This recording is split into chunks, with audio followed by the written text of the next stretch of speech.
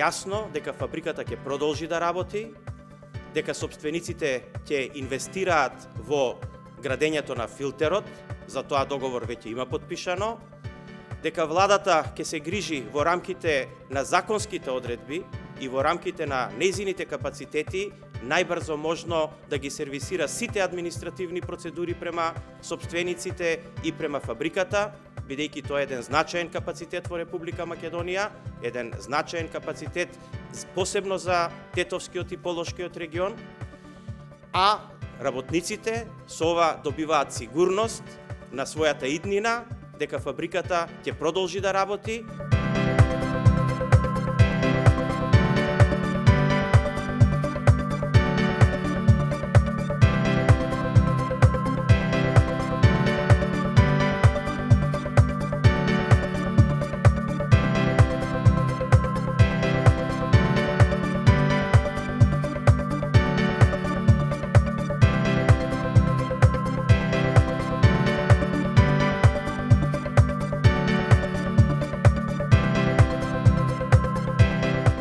Претходната влада имавме еден рок од 2 години кој што ние не го исполнивме, тоа знаете, меѓутоа тогаш јасно кажав јас дека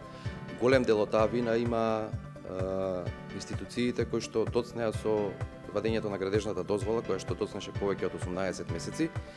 што ние на некој начин баравме продолжување на тој рок што не го добивме од претходната влада, ако така сакате да еве како конкретно што е разликата. Значи ние на 1 ноември, кога ни истече официјално оној двогодишен, да речам, период за изградба на филтрите, без разлика што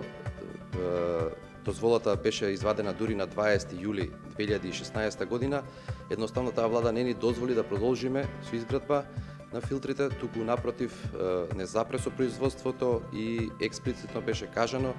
дека во периодот кој што следи, а тоа беа наредните 3 до 6 месеци, постоеше опасност од одземање на интегрираната дозвола, која што е многу, да речем на некој начин, лош потек.